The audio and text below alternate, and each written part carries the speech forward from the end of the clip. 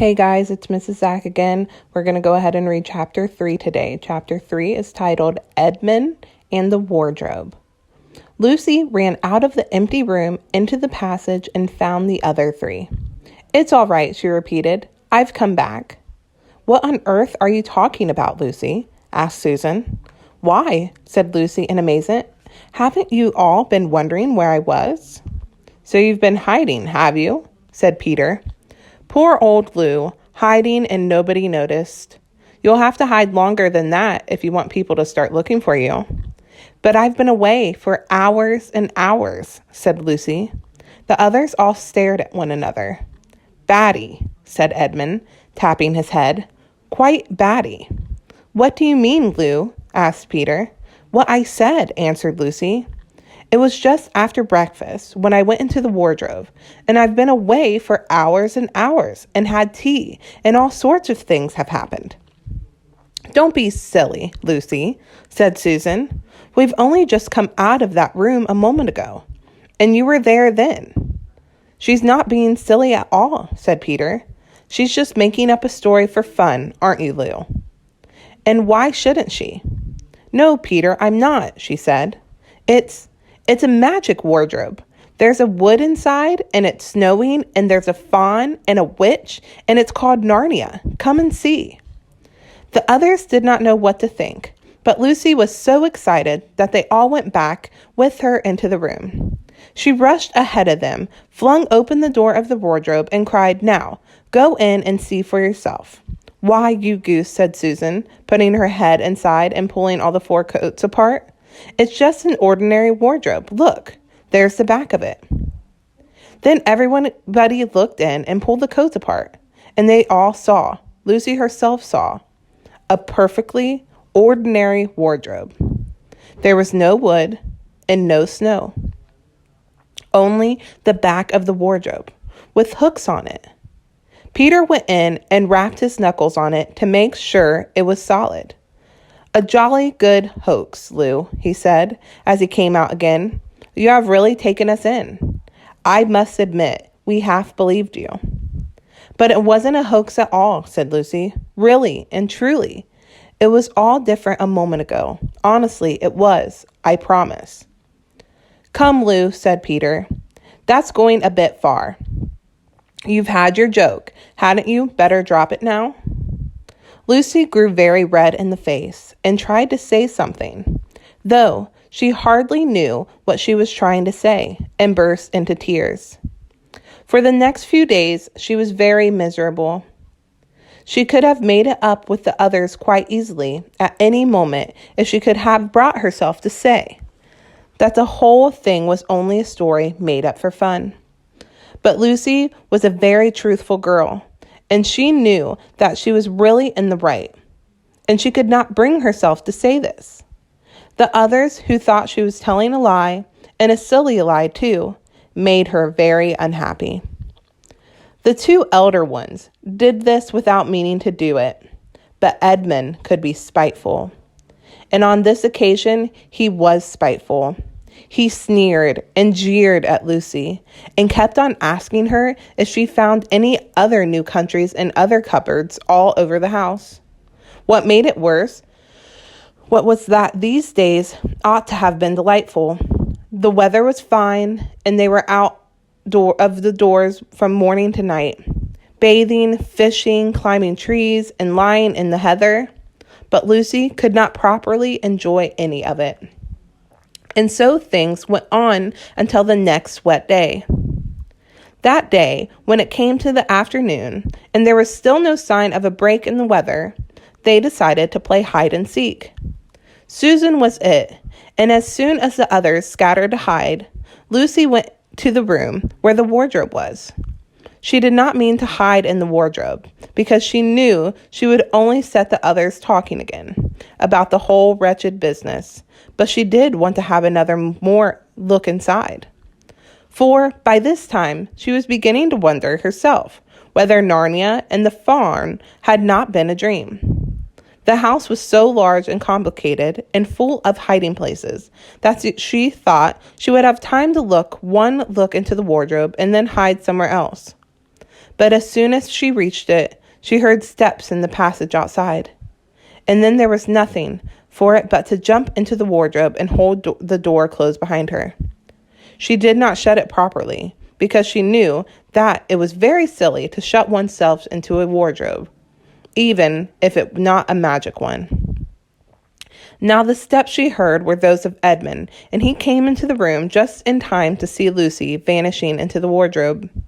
He at once decided to get into it himself, not because he thought it a particularly good place to hide, but because he wanted to go on teasing her about her imaginary country. He opened the door. There were coats hanging up as usual, and a smell of mothballs and darkness and silence, and no sign of Lucy. "She thinks I'm Susan come to catch her," said Edmund to himself. "And so she's keeping her very quiet in the back." He jumped in and shut the door, forgetting what a foolish thing is to do. Then he began feeling about for Lucy in the dark. He had expected to find her in a few seconds, and was very surprised when he did not. He decided to open the door again and let in some light, but he could not find the door either. He didn't like this at all, and began groping wildly in every direction. He even shouted out, "Lucy, Lou, where are you? I know you're here." There was no answer, and Edmund noticed that his own voice had a curious sound. Not the sound you expect in a cupboard, but a kind of open-air sound. He also noticed that he was unexpectedly cold, and then he saw a light. "Thank goodness," said Edmund. "The door must have swung open on its own accord." He forgot all about Lucy and went towards the light, which he thought was an open door of the wardrobe. But instead of finding himself stepping out into the spare room, he found himself stepping out from the shadow of some thick, dark fir trees into an open place in the middle of a wood. There was a crisp, dry snow under his feet, and more snow lying on the branches of the trees. Overhead, there was a pale blue sky, the sort of sky one sees on a fine winter day in the morning. Straight ahead of him, he saw between the tree trunks the sun just rising, very red and clear. Everything was perfectly still, as if he were the only living creature in the country. There was not even a robin or a squirrel among the trees, and the wood stretched as far as he could see in every direction. He shivered. He now remembered that he had been looking for Lucy, and also how unpleasant he had been to her about her imaginary country, which now turned out to be not imaginary at all. He thought that she must be somewhere quite close, so he shouted, "Lucy, Lucy, I'm here too, Edmund." There was no answer. "She's angry about all the things I've been saying lately," thought Edmund. And though he did not like to admit that he had been wrong, he also did not much like being alone in this strange, cold, quiet place. So he shouted again, "I say, Lou, I'm sorry. I didn't believe you. I see now you were right all along. Do come out. Make it, Pax." Still, there was no answer. "Just like a girl," said Edmund to himself, "sulking somewhere and won't accept an apology." He looked round him again and decided he did not much like this place, and had almost made up his mind to go home, when he heard very far off in the wood a sound of bells. He listened, and the sound came nearer and nearer, and at last there swept into sight a sledge drawn by 2 reindeer. The reindeer were about the size of Shetland ponies, and their hair was so white that even the snow hardly looked white compared with them. Their branching horns were gilded and shone like something on fire when the sunrise caught them.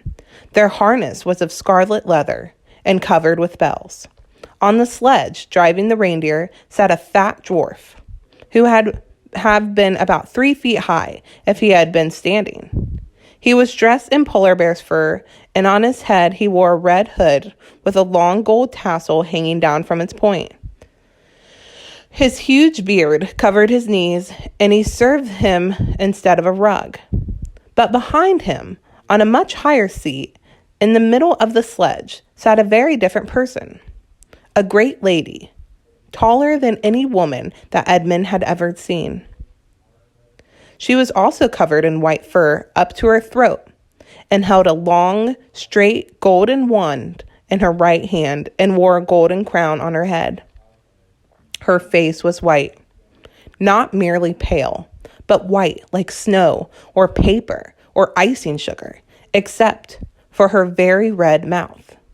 It was a beautiful face in other respects, but proud and cold and stern.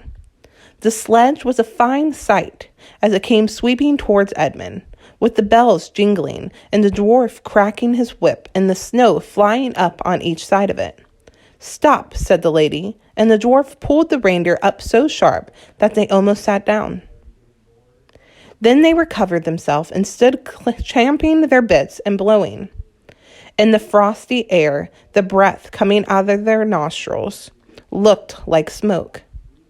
"And what, pray, are you?" said the lady, looking hard at Edmund.